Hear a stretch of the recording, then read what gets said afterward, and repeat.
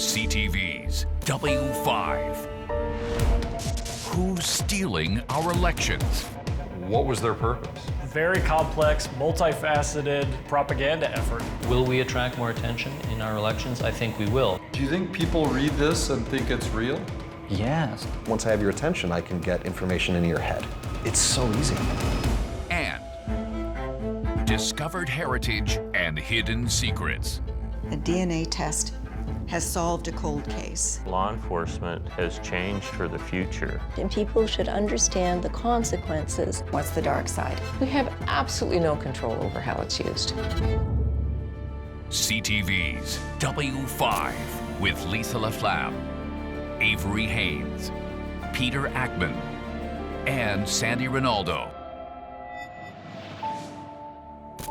Here is Lisa LaFlamme. Welcome to W5, a new season of W5, our 54th. We begin with an investigation into who may be interfering in this federal election.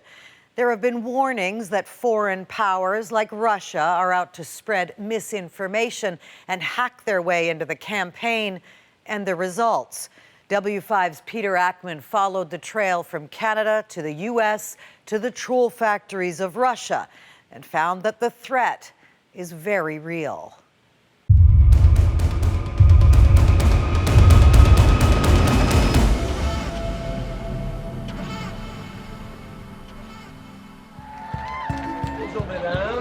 With 26 million votes up for grabs, Canadian politicians are fighting for attention with hopes of becoming the next Prime Minister. And while Canadians weigh their options, other foreign groups are running their own secret campaigns, meant to persuade and divide. St. Petersburg, known as the window to the West and cultural capital of Russia. Cathedrals, museums, architectural landmarks, a hub of foreign consulates and international business. But it's also now the alleged epicenter for cyber warfare. Its last major target, the 2016 US presidential election. Now, a Russian troll has agreed to share his insider information with W5. Hello, nice to meet you. Nice to meet you, Peter. Akman. Meeting up with 28-year-old Vitaly Bespalov in St. Petersburg is a cloak and dagger affair, only possible after dozens of encrypted texts through a local translator. Are you nervous about talking about what you did? Are you scared? No. In 2014, Vitaly made the move from Western Siberia to St. Petersburg with dreams of becoming a journalist. He thought he got his break when he landed a great paying job with a mysterious new company called the Internet Research Agency. How did you get recruited to become a troll or a fake news creator? So I went to a job interview, not quite understanding where I was going, since no information was given. They did not ask many questions. They looked at my portfolio, they made sure I could write, and laughed at all my publications that dealt with falsifying elections data. Little did Vitaly know that was exactly the kind of work they'd be asking him to do. So many news for Trump. Trump. Do you think people read this and think it's real? Yes. Part of what you did there was to push fake news. During the time I worked at the factory, I worked in 3 different departments. The first one dealt with fake websites. The second one was the social media marketing department, which focused on making spam for fake news. The third department had a Russian site, publishing fake information about the West, about the Ukraine, and about US President Barack Obama. This is that Russian troll farm where Vitaly worked. Rarely captured undercover video gives a glimpse inside. This is just one of the rooms which operated around the clock. Trolls creating and spreading stories that would spark a reaction and widen rifts in democratic circles. You're creating websites that change protesters into this and that into this, how did they explain it to you that you were doing something good? It is a very good question. In fact, they didn't explain anything. At least in the department where I worked, they didn't. If you didn't ask, they didn't explain. You just sat at your desk and did exactly what you were told. This is what they did. They created over 3,800 Twitter accounts, 470 fake Facebook pages with 80,000 posts, and 170 Instagram accounts with countless stories. Do you feel guilty for what you did? Нет, абсолютно нет. No, absolutely not. You see, I worked there because I needed money. A huge number of people in St. Petersburg worked there, and they never said a word about it. It's a similar situation to when someone works in the sex industry, and then they're ashamed to tell others about their job because they had to do it for the money. This is very similar to a job of a troll. I make fake sites. Finally, Vitaly got fed up and got out. After I left that job and began working for a real site, I talked with my former colleagues and they would ask me what the news quota was per day. And I'd explain that normal media didn't work like that. That was a factory approach. Still, the trolling continues, but this time spreading misinformation camouflaged as facts in Canada.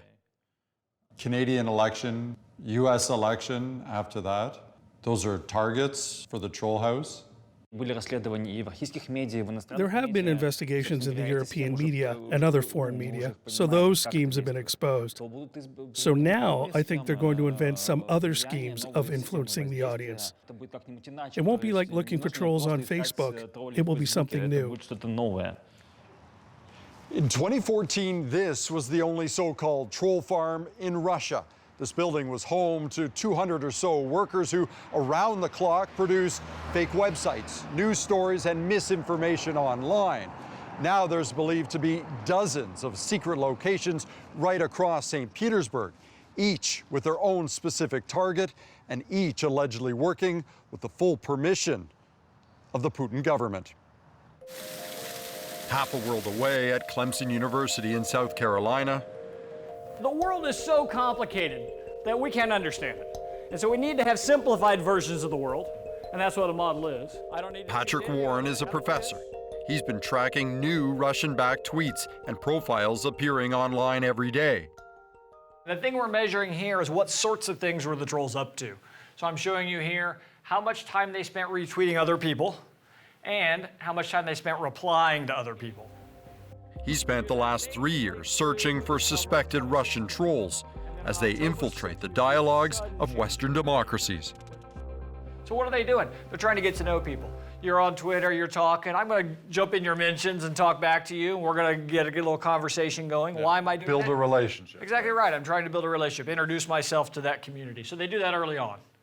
Once they've introduced themselves in the community, they do a little of that, but not as much. They sort of spend half their time retweeting, half their time creating original content. I put it in quotation marks here because it's a lot of copy and paste stealing. So that's the big thing. Once they have the trust, once they have the relationships and the followers, absolutely, then they start retweeting and they can pump that information into all of those accounts. They can use that social clout that they've built up in order to raise the profile of others on Twitter.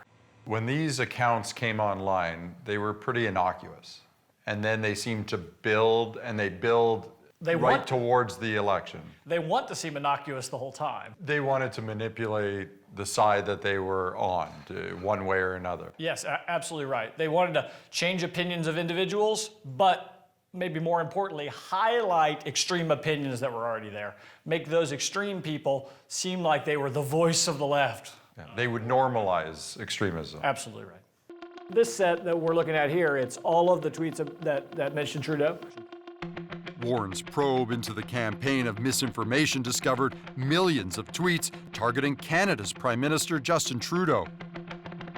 Immigration, open borders, globalist Trudeau shamelessly destroying small businesses. These are pinpoint targeting, right? Sure. I mean, this looks like a Canadian-focused account to me. And history is repeating itself. Hashtags like Trudeau must go and Trudeau corruption are being tweeted and retweeted hundreds of times from innocuous-sounding accounts which claim to be domestically based. For example, Auntie Trudeau writes, if Trudeau is re-elected, Canada will slowly erode into an abyss of Liberal Party lies and corruption. And Average Joe from Canada tweets, what Western Canada Liberal do you wish the most crushing defeat? It's then followed by 14 negative hashtags. Well, I think that part of what they do is that they listen. You know, they listen to what people are already talking about in the debate and then try to find what seems to be causing the most strife. They and just amplify pull it. on those things. Yeah. Absolutely right. The information that you found drives you back to a certain location. I mean, the tweets that you're following, the bots that you're following, the accounts that you're following, all point back to Russia. To the extent we believe what Mueller tells us, and I do, then we know that this came out of St. Petersburg. First, our investigation found that the Russian government interfered in our election in sweeping and systematic fashion. It took over 2 years for U.S. Special Counsel Robert Mueller to investigate links between Russia and the 2016 U.S. presidential election. Well, that's because he'd rather have a puppet as president of the United States. No puppet. And it's pretty clear. You're the puppet. It's pretty clear you won't admit No, you're that the the puppet. Russians have engaged in cyber attacks against the United States of America. It was actually a very complex, multifaceted propaganda effort out of this organization affiliated with the Russian government. What was their purpose? The overarching purpose is to undermine the reliability of liberal democracies around the world and the connection between them. And so, yes, they were very active in the US, but they were also quite active in Canada. Why? Canada's an important part of the sort of liberal democratic coalition. We see them very active in France, very active in Germany. Why? We got to tear this apart. You know, this is sort of a bulwark. NATO is a major bulwark. And if we can weaken that, that just leaves a gap there that I think Putin's Russia would be interested in trying to fill. Coming up, easy influence in a digital age. If I can figure out what you hate, I can definitely elicit a response from you. When W5 continues.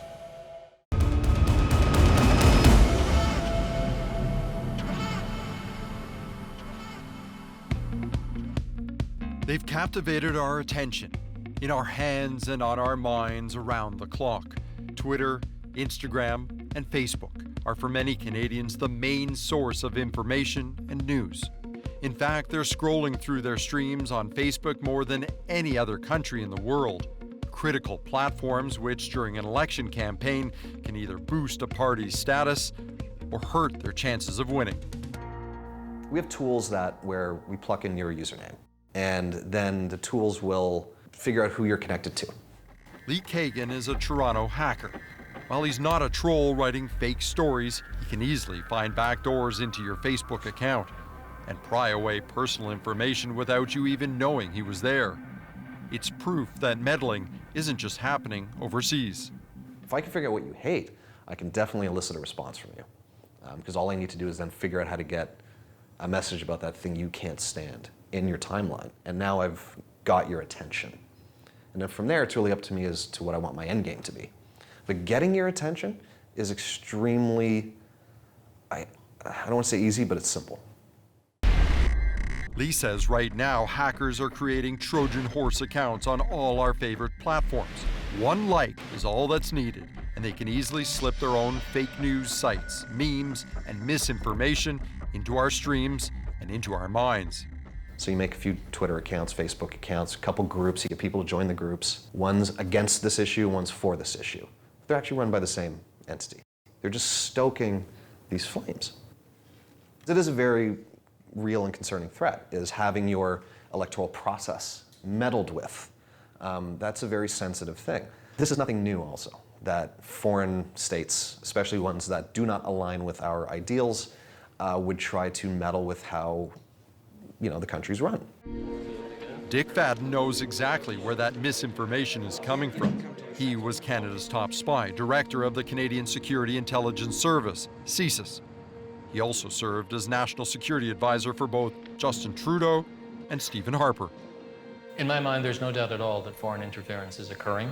I think where it comes from, the extent of it, whether it's only state-directed or is also being created by other institutions, I think require more detailed answers. But I have no doubt our institutions during this election are going to suffer some foreign interference. Monitoring just how much is a largely secretive organization in Canada known as CSE, the Communication Security Establishment. CSE is the Government of Canada's primary cybersecurity organization. They're the ones who understand the World Wide Web more than anybody else. According to Fadden, CSE is looking for those trolls overseas who create viral threads for us to wake up to. CSE, which is an organization not particularly known for making public statements, have said that foreign interference in our democratic process is, quote, highly likely, unquote. So that means to me that what's happening around the world in terms of foreign influence is happening in Canada. There's no reason to think that Canada would be excused, if I can use that expression, from foreign influence, largely attributed to Russia. Denis Korotkov is a journalist in St. Petersburg. He's been attempting to expose the links and relationships between the Kremlin and the troll farms. Tell me about your investigation into these trolls, like people who are disseminating fake information in Western countries. They're simply a group of hired commentators who sit at their computers and write posts on the social network, giving comments on mass media. The person who is behind this structure, a St. Petersburg businessman, Yevgeny Prigozhin. Yevgeny Prigozhin is a billionaire businessman with close ties to Russian President Vladimir Putin. Prigozhin is said to be financing the Internet Research Agency, paying the workers out of his own pocket. Almost from the start, there were attempts to influence foreign audiences and to try to extend influences through its actions. Do you think these trolls understand what they're doing to the other country? Do you think they enjoy it? I think that people are very different. Some enjoy it, others don't. Some feel that they are fighting on the forefront of the ideological war. Canadian politicians know this is happening, and every day are hoping their parties can keep their messaging ahead of the cyber trolls. I think that's something that we're all going to have to stand strongly against and ensure that the debates and disagreements we have in this election between parties happen in a way that is based on facts and reality. It's essential that we show our allies around the world that we take this seriously and that we have measures in place to deal with these threats. We are holding those web giants to account as well to make sure that they're doing their part, not to allow fake news to proliferate or false information to be spread. W5 tried to hold web giant Twitter Canada to account, but after agreeing to an interview, they abruptly and without reason canceled at the last minute. While most of the focus has been on secret Russian groups using cyber trolling tactics to stir up divisiveness in the West, the foreign interference doesn't stop here. It's now known meddling is now also being done by China. Russia and China are what many people call revisionist states. They're not happy with their status in the world today and they want to revise it. So both states have quite active foreign intelligence and foreign influence programs. Canada is now in China's cyber crosshairs after the 2018 arrest of Chinese telecom executive Meng Wanzhou. While it was done at the request of the United States, Canada's role in the attempted extradition has come with consequences. China is a major world power right now, and Canada is a very nice, reasonable G7 country. And I think they rather resent that a quite smaller, less influential country is standing up to them in this way. So have we attracted more attention? Will we attract more attention in our elections? I think we will. Concerned that all the attention online could eventually impact the vote, Elections Canada, in a high-security room in their headquarters, have a team monitoring every corner of the web 24/7. So secretive, they would only let us shoot video through the door window. Their mandate is to make sure every Canadian can cast their ballot. First of all, we have a voter information campaign for this election. Stéphane Perrault is the Chief Electoral Officer. We have tools and a fairly significant team that monitors social media in a range of languages, some 20 languages, to identify misinformation about the voting process. This is an automated message from Elections Canada. Voter misinformation has happened before in Canada. In 2011, a voter suppression scandal rocked the federal election. Eventually, former Conservative staffer Michael Sona was found guilty of misleading Canadians using robocalls to send them to the wrong polling stations. Yes, unfortunately, that is something that we've seen in the past. That happened certainly in one electoral district in 2011. While that scandal didn't change the outcome of the election, Perot's team is still taking every precaution to prevent that kind of thing from ever happening again. My concern is not where the disinformation comes from, is that it's being corrected. It's about making sure that the information that Canadians have to vote is the right one. Former CSIS director Dick Fadden says what it comes down to is Canadians are too trusting. I think fundamentally, Canadians don't feel particularly threatened. We tend to read or access information that supports our views. So I think the greatest thing that Canadians can do, they need to exercise judgment. Hacker Lee Kagan has advice for those using social media as their only source of news and information. You don't need to be a psychological warfare specialist or anything like that to just question what you see. And as for those trolls in St. Petersburg, Vitaly Bespalov has no doubt they'll keep finding new ways to continue spreading misinformation. Do you have any doubt that they're still doing this? Naturally. But they transformed themselves. Now they're spread across St. Petersburg. They still exist. We still see some comments in social networks that resemble trolls' comments, so they're not gone. And if history is any indication of the Russian game plan, Clemson researcher Patrick Warren says we need to start paying attention. I would be watching now. Don't be looking for the day before the election, be looking for the month before the election. Now would be the time, I would expect. Internet watchdogs are already cracking down on some of those unverified accounts filling up our feeds and the Twitterverse. Some, like anti-Trudeau, have had their accounts suspended.